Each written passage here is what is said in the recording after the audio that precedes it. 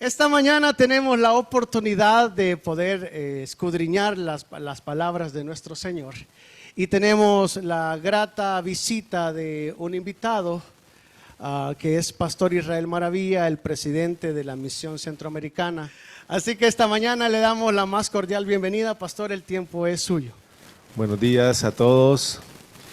Un placer estar con ustedes en esta mañana, después de una jornada bastante controversial ahí con las lluvias que venían y todos los anuncios que se dieron, y se nos mueven las agendas de un rato para otro, y ahora nos acercamos nuevamente a la universidad para poder retomar nuestras actividades académicas.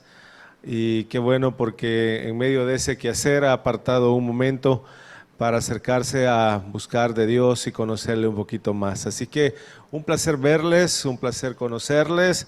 Mi nombre es Israel Maravilla Arévalo, y pues Dios me da el privilegio de poder estar sirviendo también como pastor y presidente de la Iglesia Misión Centroamericana aquí en El Salvador, y me acompaña el pastor Raulito Alfaro, que es parte del equipo también de trabajo a nivel nacional. Así que bienvenidos los que están también ahí conectados, bienvenidos. No voy a tardarme mucho tiempo, pero sí quisiera que aprovecháramos bien el tiempo respecto a lo que Dios quiere decirnos en esta mañana. El tema que vamos a desarrollar tiene que ver con la identidad de Jesús. ¿Quién es Jesús? Y es que esa pregunta ha estado a lo largo de la historia, desde que Jesucristo vino a esta tierra. La iglesia del primer siglo, en la época también de los padres de la iglesia, que estamos hablando ya de primero y segundo siglo, reflexionaban ante esa pregunta: ¿quién es Jesús? Y ahí es donde surgen los grandes credos, el credo de los apóstoles, el credo de Nicea, que quizás usted en algún momento lo ha escuchado. Y esos credos de alguna manera van a contestar esa pregunta: ¿quién es Jesús? Y hoy en pleno siglo XXI seguimos haciéndonos esas preguntas: ¿quién es Jesús? ¿Quién es Jesús? Y cómo esa identidad de Jesús nos va a ayudar a conocerle y a seguirle en pleno siglo XXI y en una época posmoderna en donde las realidades son diferentes en estas nuevas épocas. Yo quiero ir contigo al Evangelio de Marcos. Algunos quizás tal vez pueden buscarlo ahí en su dispositivo o en internet, pero el Evangelio de Marcos es un evangelio que precisamente le interesa mucho demostrar quién es Jesús. Este evangelio desarrolla muchos temas importantes. Algunos de estos temas son teológicos, otros son prácticos y pertinentes para sus lectores originales, y pertinentes también para nuestra época actual en la cual estamos viviendo. Y uno de los temas más sobresalientes en Marcos es el discipulado. Marcos va a desarrollar su argumento teniendo una tesis principal. Y esa tesis la va a decir desde el capítulo 1, versículo 1, el cual dice: principio del Evangelio de Jesucristo, Hijo de Dios. Hijo de Dios. Marcos 1:1.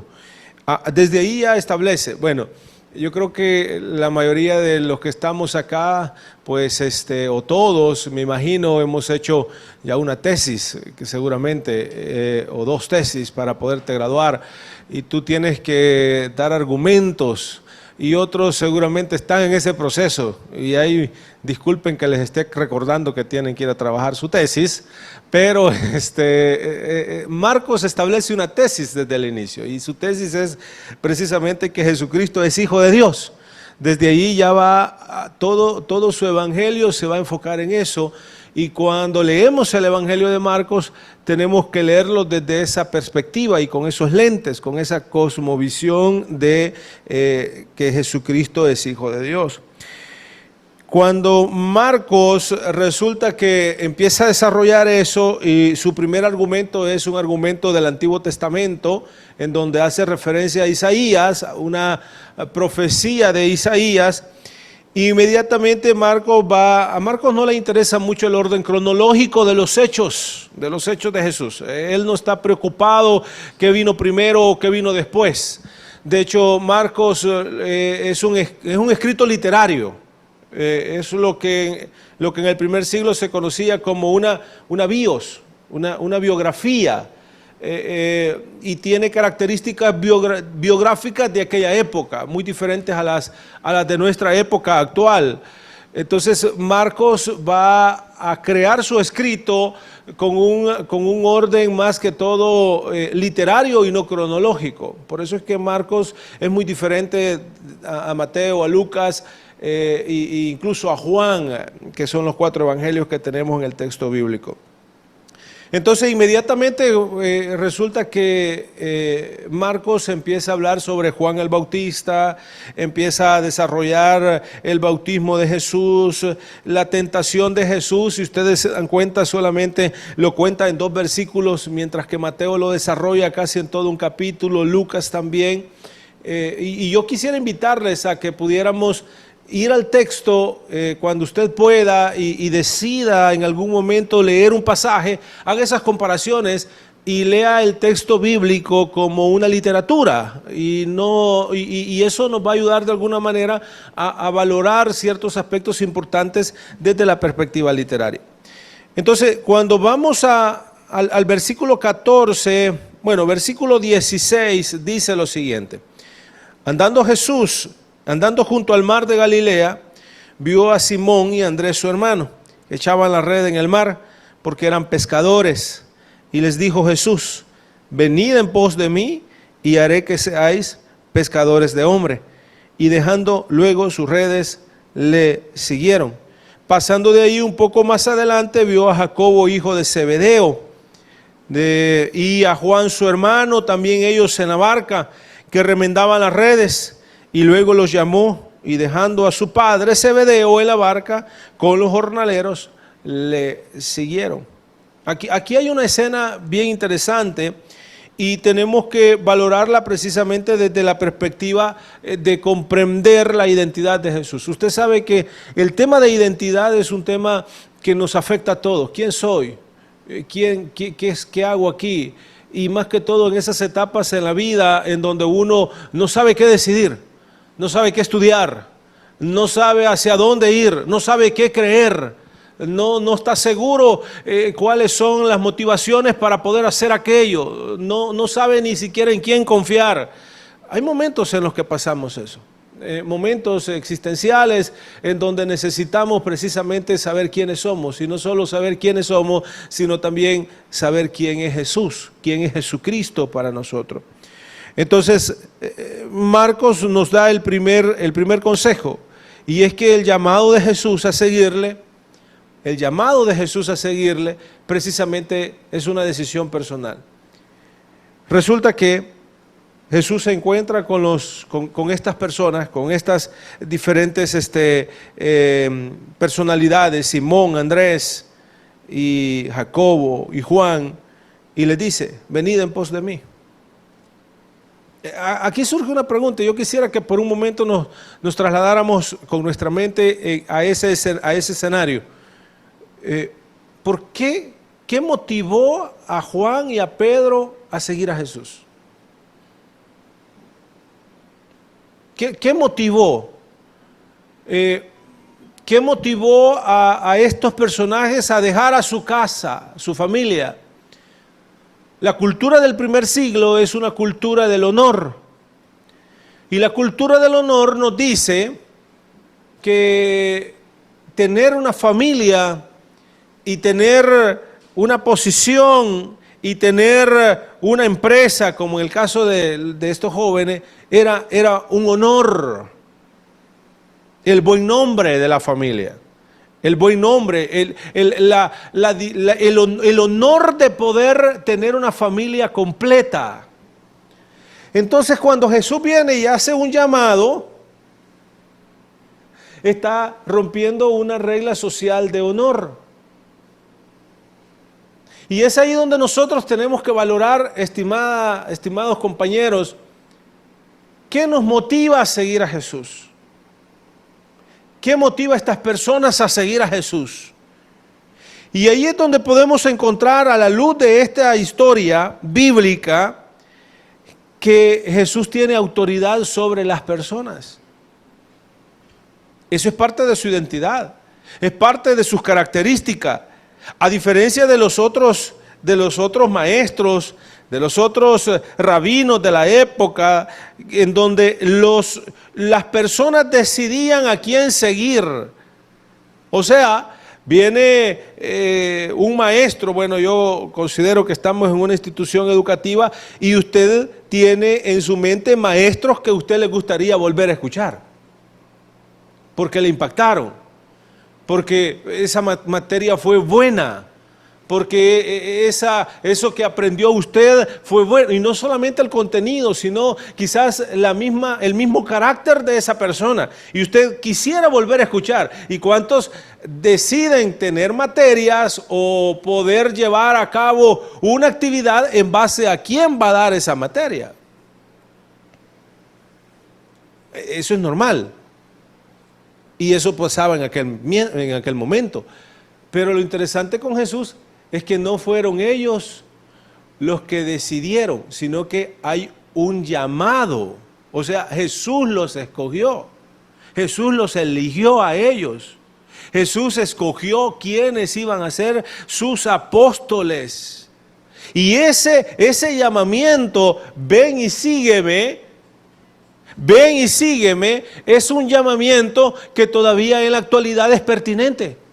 Jesucristo sigue llamando y sigue diciendo, ven y sígueme, ven y sígueme. Pero ahí entonces surge la pregunta, ¿quién es el que llama? ¿Y qué significa seguirlo? Dice el pasaje que dejaron su padre Zebedeo, dejaron la barca y siguieron a Jesús. Pero ¿qué significa seguir a Jesús? ¿Qué significa conocer a Jesús? Ahora, en la actualidad podemos tener diferentes imágenes de quién es Jesús, y eso no es nuevo. A lo largo de la historia nos ha enseñado precisamente que hay diferentes figuras de Jesús. Por ejemplo, bueno, la época pues de la Edad Media, Jesús tenía una figura diferente. Usted ha escuchado, por ejemplo, del famoso Cristo Negro. Es una figura mental de quién es Jesús. Usted ha escuchado quizás o ha visto, por ejemplo, las diferentes imágenes que se presentan en Semana Santa, ¿no? Diferentes figuras de quién considera la persona en ese momento de quién es Jesús. Pero aquí estamos ante qué dice la Biblia de quién es Jesús. Yo no sé qué concepto tiene usted de Jesús, no lo sé. No sé qué pensamiento puede tener acerca de Él. Puede ser un pensamiento académico, puede ser un pensamiento histórico o incluso un pensamiento gnóstico en donde usted dice, no, yo no creo en el Jesús de la... No lo sé.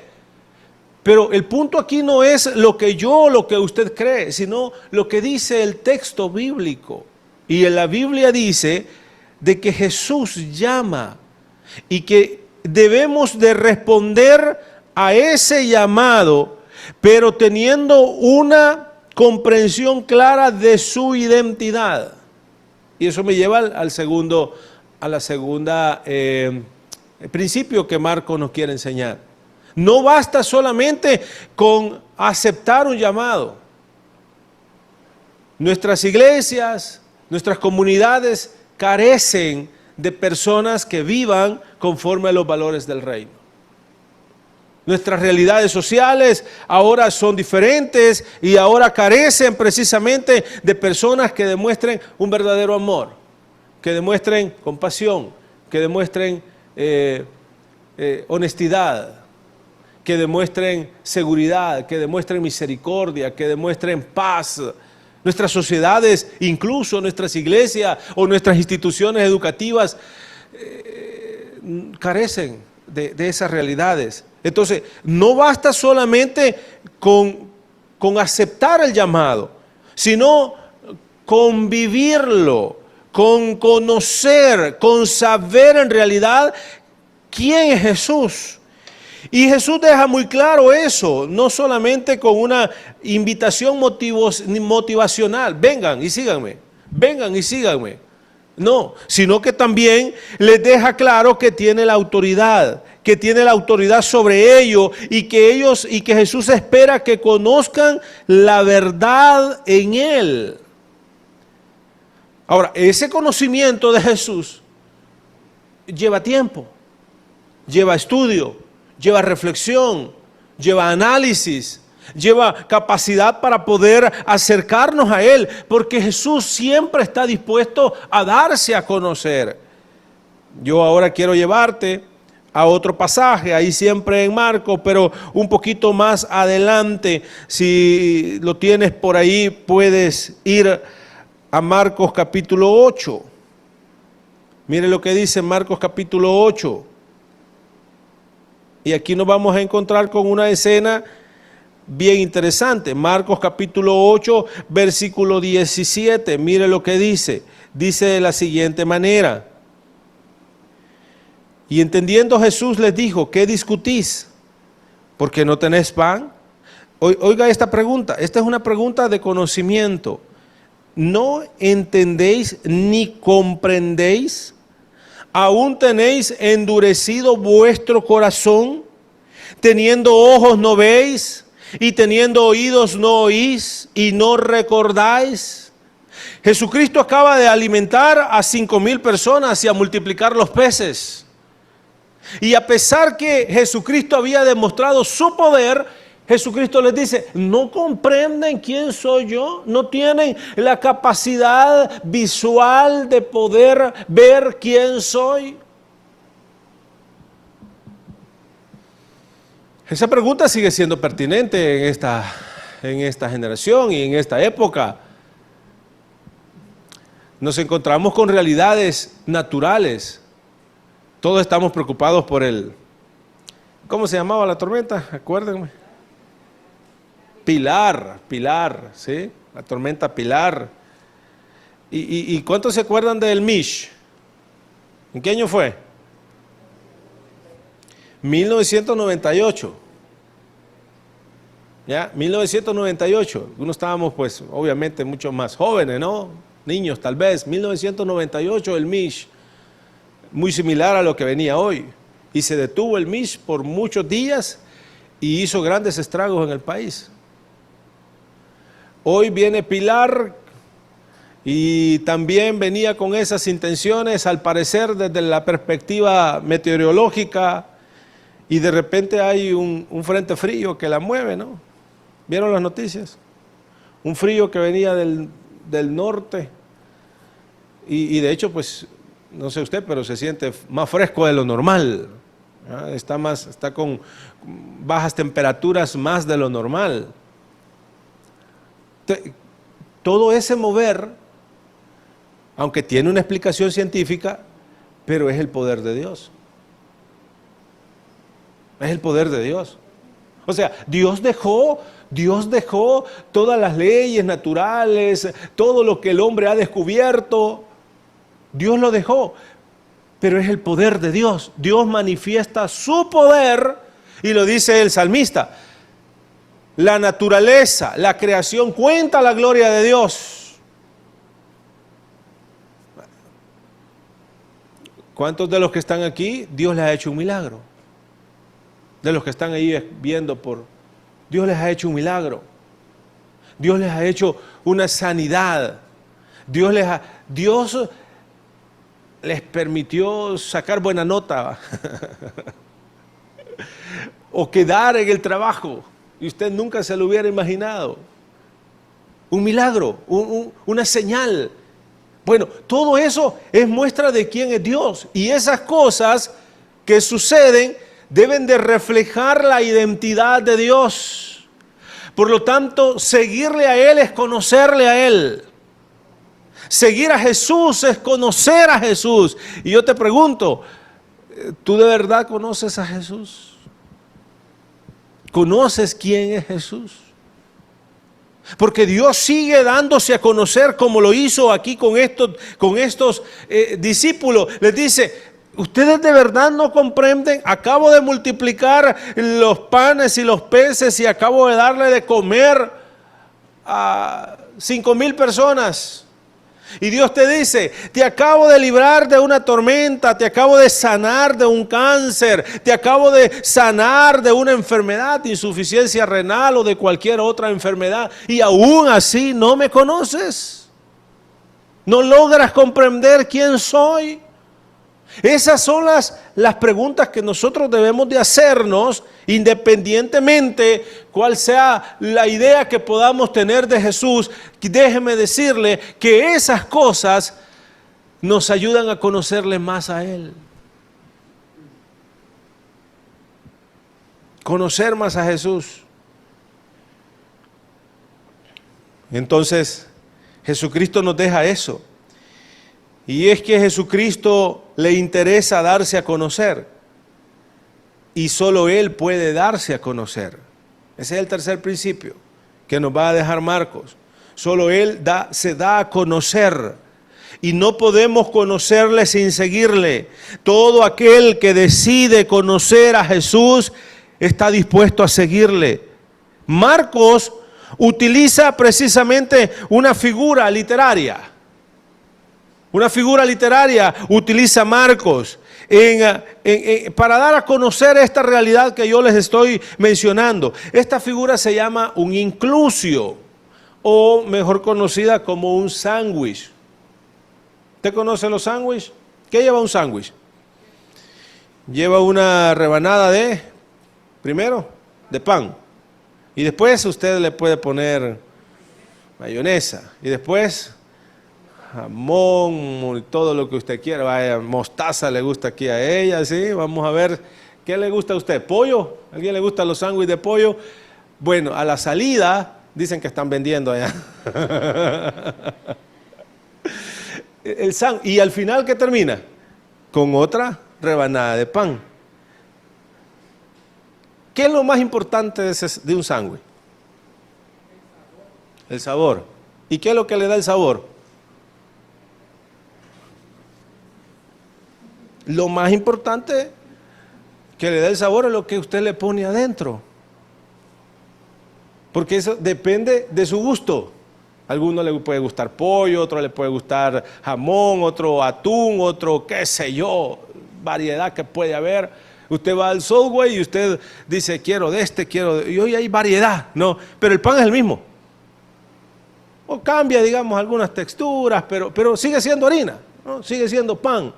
Lo que lo hace diferente es lo de adentro.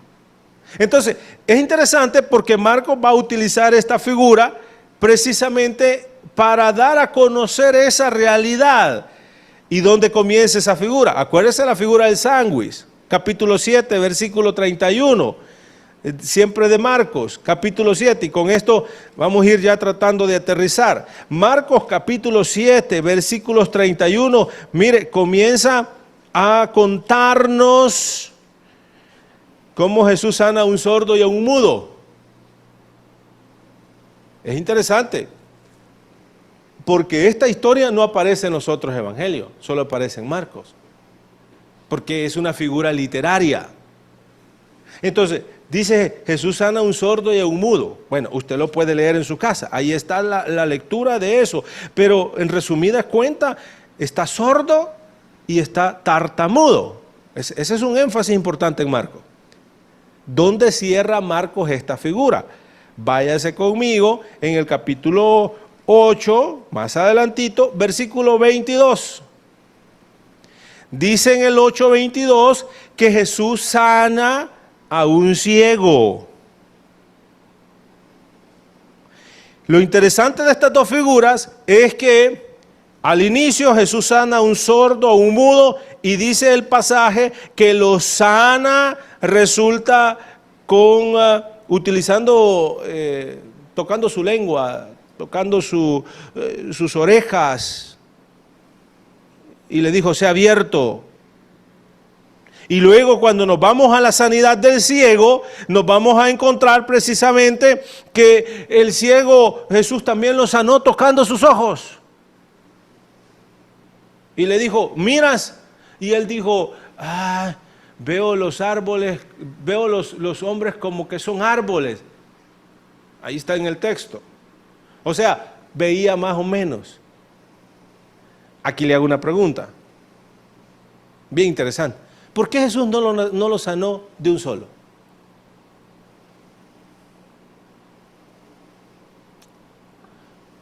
Bueno, porque es una figura. Porque Jesús les está diciendo a sus discípulos que ellos estaban como ese ciego.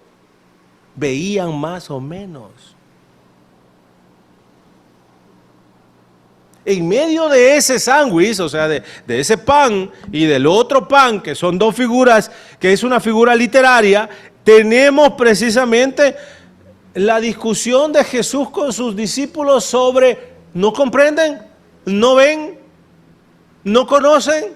¿No logran visualizar quién soy yo?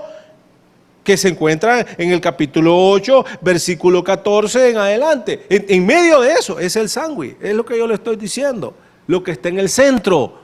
Entonces, eso que está en el centro significa que es importante para el texto bíblico. Entonces, ¿qué les está diciendo Jesús en esta figura? Ustedes están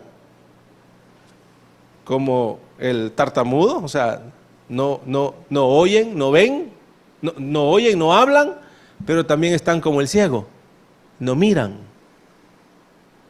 ¿Cuál es la solución para eso? Jesucristo dice que toma de la mano al ciego y lo lleva aparte y hace que mire y lo sana. Esto es interesante, porque solamente Jesús puede darse a conocer a sí mismo. Y solamente su gracia nos puede alcanzar para que nosotros le conozcamos. Y solamente Él puede demostrar quién es Él. Y aquellos que le hemos conocido y que le seguimos, hemos tenido esa capacidad que Jesús nos tome de la mano y nos lleve y nos diga, mira, este soy yo y te amo. Pero aquellos que todavía no le conocen, no saben quién es Jesús, no comprenden quién es Él. Jesús hoy les está diciendo, ven, aquí te puedo llevar de la mano también a ti para que puedas ver quién es Él. Y lo interesante es que a partir de ese momento, Marcos ya no vuelve a desarrollar la ceguera de los discípulos, sino que cambia su enfoque. Porque ya habían comprendido quién era Jesús. Y ahí es donde viene después el examen final. ¿A cuántos les gustan los exámenes finales? Bueno, me acaban de decir que van a tener uno hoy. No, son bromas. Aquellos que están estudiando, sé que no todos están estudiando, pero bueno. El examen final. Vamos a ver si pasan los discípulos el examen final. ¿Y dónde está el examen final? Bueno, ahí está, mire, ve. Versículo, mire lo interesante. Versículo, estamos capítulo 8. Aquí está, capítulo 8, versículo 27. Salió Jesús con sus discípulos a las aldeas y en el camino preguntó a sus discípulos. Ahí está el examen final. Y el examen final solo tiene 2 preguntas. ¿Ya les ha pasado eso? Fíjense que yo estaba estudiando. Yo estudié Ingeniería en Sistemas en la Universidad Nacional y luego fui a estudiar la licenciatura en Teología a Guatemala, al Seminario Teológico Centroamericano. Y fíjense que había un ingeniero, creo que era un ingeniero eléctrico, que me dio muchas materias precisamente con ese énfasis, y él le gustaba poner así en los exámenes como diferentes trampitas, ¿no? No le estoy dando, si hay aquí algún maestro, no le estoy dando ejemplo, a seguir va. Pero resulta que este ingeniero nos daba, una vez recuerdo que nos dio un examen largo, y en la última, y uno haciendo el examen, y en la última pregunta o en el último ítem decía, solamente haga el ejercicio número tal. No les estoy dando ejemplo otra vez. Mire, y yo haciendo todo el examen, y cuando llegué a la última, solo tenía que hacer un ejercicio. ¿Cómo se siente uno? Así. Bueno, las dos preguntas del examen. Vamos a ver si las pasan los apóstoles. Les pregunta a Jesús, ¿quién dicen los hombres que soy yo? Es la primera pregunta de todo lo que Jesús les ha enseñado. Y ellos dijeron, unos Juan el Bautista, otros Elías, otros algunos de los profetas. Y aquí viene la pregunta para ver si se gradúa. Y les dijo Jesús, ¿y vosotros quién decís que soy yo? Identidad. ¿Habrán conocido ellos quién era Jesús? ¿Y qué dijo Pedro? Y respondiendo Pedro le dijo, tú eres el Cristo.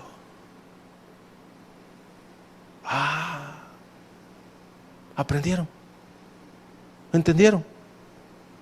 ¿Se graduaron? Por lo menos del diplomado hasta ahorita. ¿Se graduaron? ¿Contestaron bien la pregunta?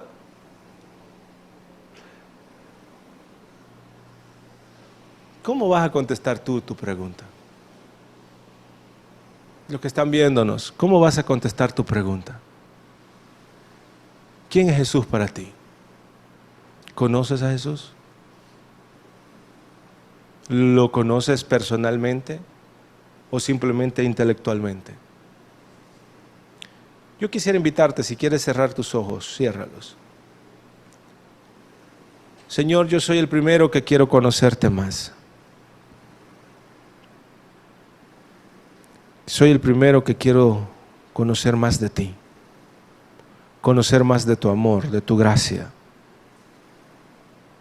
Las cosas que veo, Señor, a mi alrededor, la naturaleza, tu actuar, me ayudan a vislumbrar un poco quién tú eres. Pero yo quiero conocerte aún más. Señor, yo no sé qué problemas pueda estar pasando cualquiera de los que están ahí escuchando, ya sea aquí presencial o virtualmente. Pero muéstrate, Señor, a ellos, a sus corazones, a sus vidas, a su familia. Dale salud. Porque cuando venimos a trabajar o a estudiar, venimos bien, nos vemos bien.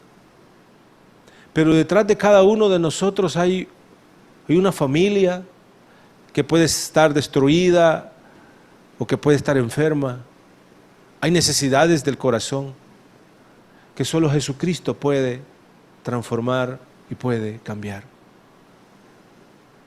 Señor, yo oro por todos, por los catedráticos, por los empleados, por los estudiantes. Oro por sus vidas, oro, Señor, por sus familias. Te suplico que tú, Señor, tengas misericordia de ellos y puedas darles, Señor Jesús, ese conocimiento de quién eres tú. Y puedas permitir, Señor, que ellos puedan servirte, puedan buscarte, no solamente con un conocimiento intelectual, sino con una convicción profunda de que tú eres nuestro Señor y nuestro Salvador. Bendice a toda la institución de la universidad. Bendice a cada persona. En tus manos, Señor, yo les encomiendo.